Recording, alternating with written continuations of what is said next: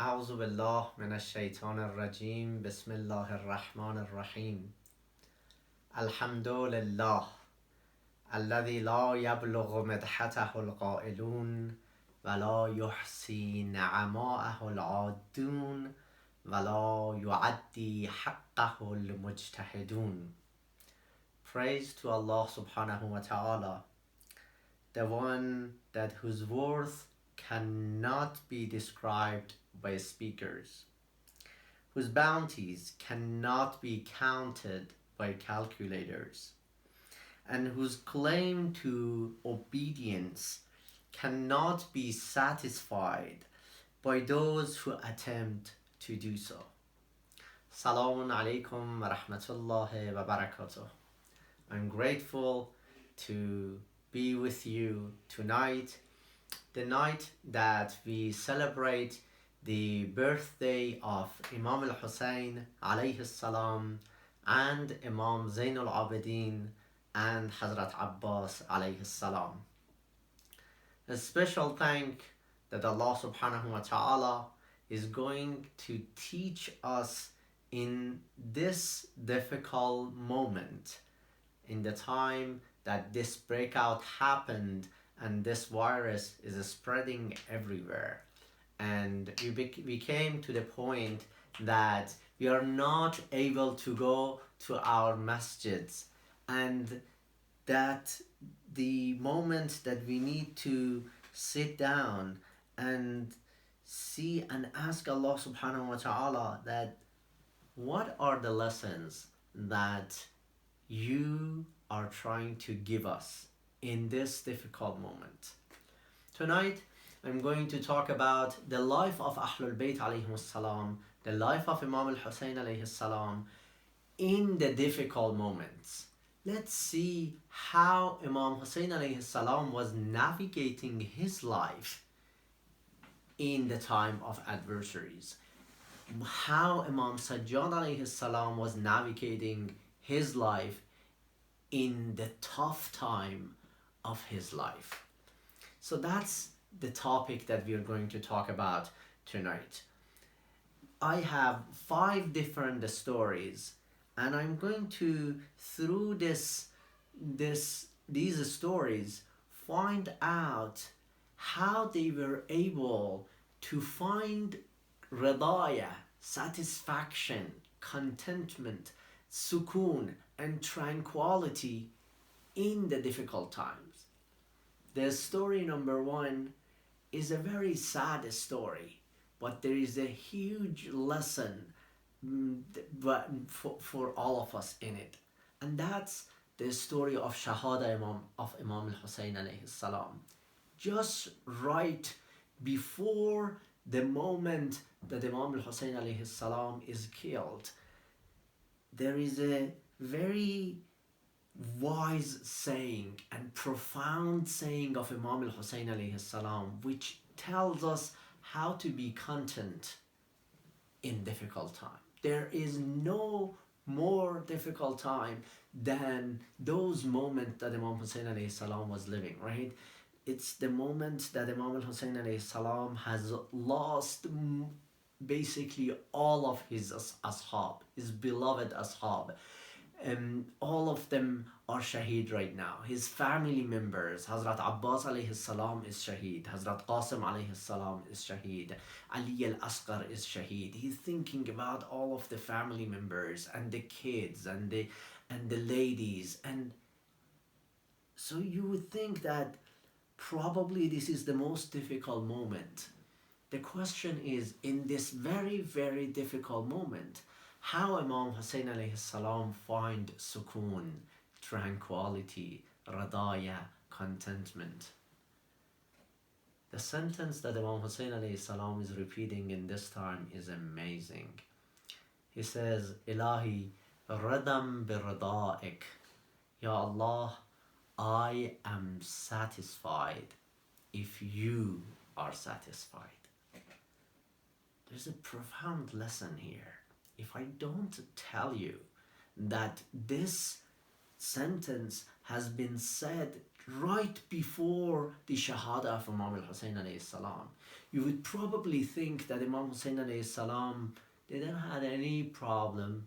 He was in the middle of night putting his head on his turba and doing munajat with Allah subhanahu wa ta'ala. But now, no. But no, this sentence happened right there in that very difficult moment. That's story number one. Story number two is regarding a dua from Imam Sajjad alayhi salam. A dua that he was repeating every day and every night. It says, وَكَانَ مِن دُعَائِهِ عَلَيْهِ السَّلَامِ عِنْدَ الصَّبَاحِ وَالْمَسَاءِ. And when it says وَكَانَ مِن دُعَائِهِ, it means this was a seerah, this was a tradition, this was something that he was doing over and over again, right? So the dua says, الحمد لله الذي خلق الليل والنهار بقوته. Ya Allah, thanks and praise to you, Ya Allah. I praise you, Ya Allah. For what? What happened? Why are you praising Allah subhanahu wa ta'ala? Ya Imam Sajjad, why are you doing this? It says, بما أنه خلق الليل والنهار بقوته. Because he has created night and day. So I'm thankful. Why? Because we have night and day. And then he continues. He continues talking about thanking Allah subhanahu wa ta'ala. He says, وَجَعَلَ لِكُلِّ وَاحِدٍ مِّنْهُمَا حَدًّا مَهْدُودًا. Ya Allah, I am especially thankful to you. Why? Because you put a special period and time for night and a special period and time for day. And then he continues, he says, Allahumma falakal hamdu, Ya Allah, praise to you, I thank you. Alhamdu ala ma falaqta lana min al-isbah wa matta'tana bihi min daw'in nahar. Ya Allah, I thank you because of the sun, because of the rising sun in the morning. I read these du'as and I think about the difficult time that Imam Sajjad alayhi salam had in his life. And I see he is waking up every day and he's thinking, he's praising Allah subhanahu wa ta'ala because of the rising sun. When was the last time that you were grateful because there is a sun in the sky?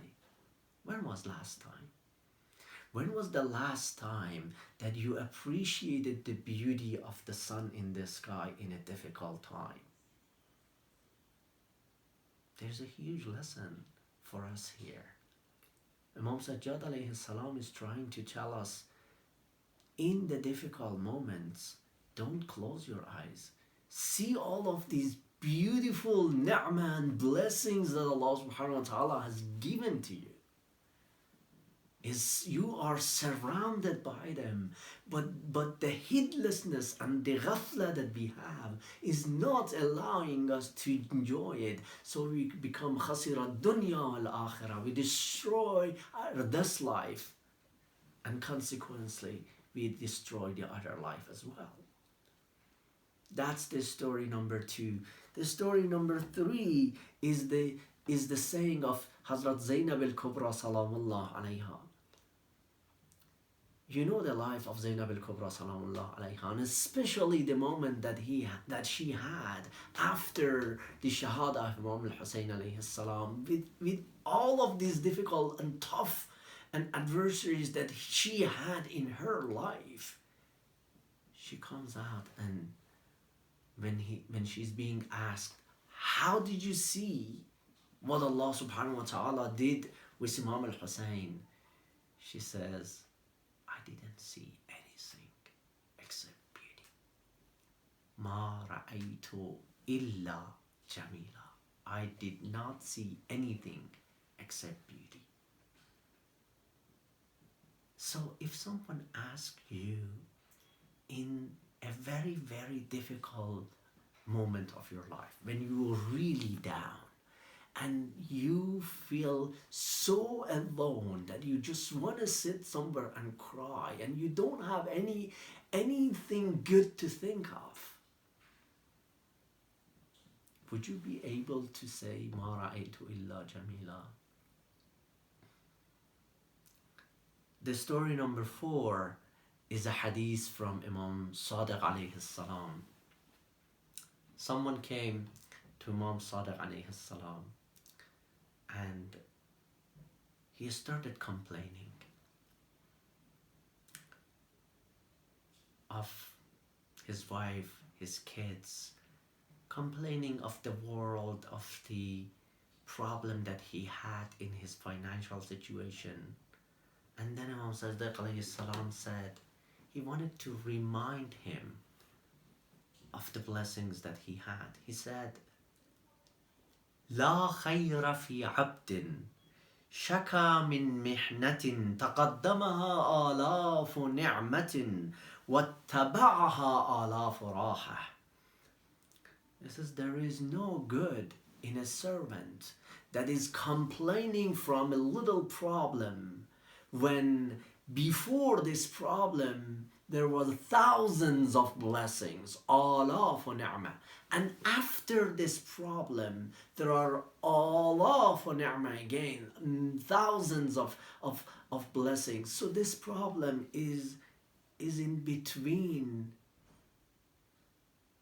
thousands of good things. How would you be able to concentrate on that and be so narrow-minded that you're not able to see anything else around it?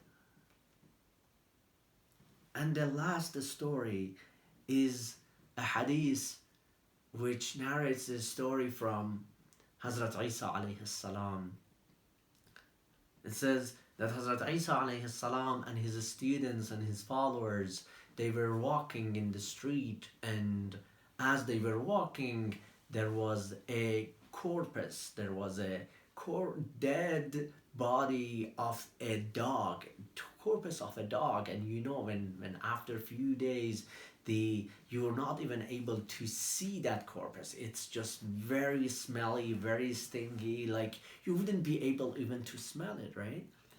So they are walking, and everyone started saying something. Oh my God, how stinky is this? Oh my God, how bad it is. How one of them turned his face, the other one started like covering his nose, the other one started saying something else. And then here Hazrat Isa alayhi salam is trying to teach them something, and he wants to bring that insight that even in that moment you should be able to see something beautiful.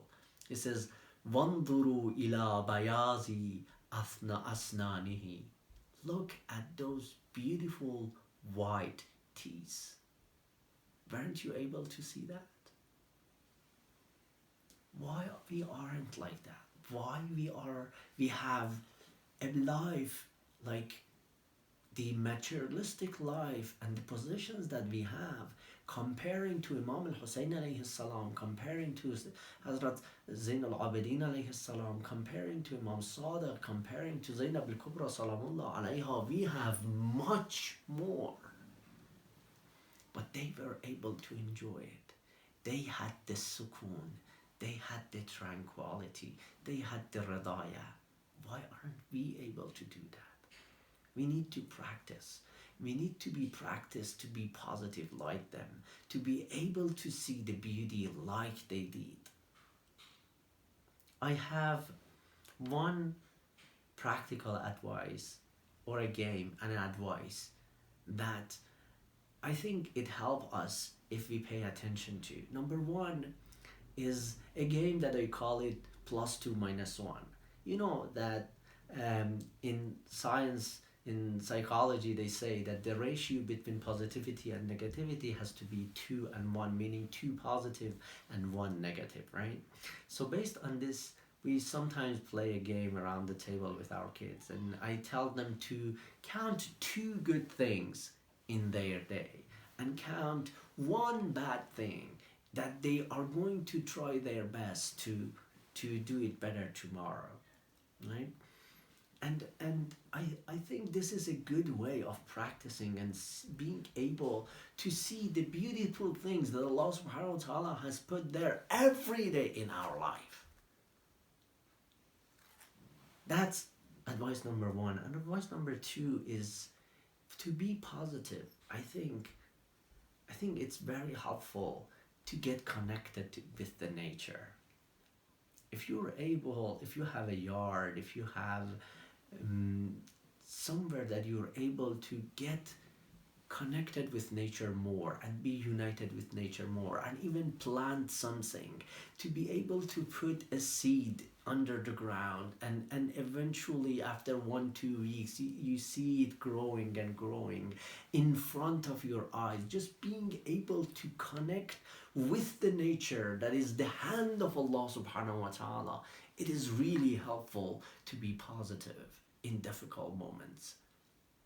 So these are the two practical lessons that I think is helpful if you are having difficult time in your life. And I think as we are all suffering or going through this breakout and virus, we should be able to thank Allah subhanahu wa ta'ala for everything that He has given to us, for the health that we have, for the security that we have, for good friends, family, kids, wife, husbands, and that we have, for the Islam that we have. Alhamdulillah, alhamdulillah, alhamdulillah. It's the birthday of Imam Hussain alayhi salam, and I want us to go to our beloved city Karbala and see the shrine of Imam Hussain alayhi salam, and imagine that we are there and do a salam to Imam Hussain alayhi salam and finish our majlis tonight. Assalamu alayka ya Aba Abdillah وعلى الأرواح التي حلت بفنائك عليك مني سلام الله أبدا ما بقيت وبقي الليل والنهار ولا جعله الله آخر العهد مني لزيارتكم. All together. السلام على الحسين وعلى علي بن الحسين وعلى أولاد الحسين وعلى أصحاب الحسين ورحمة الله وبركاته.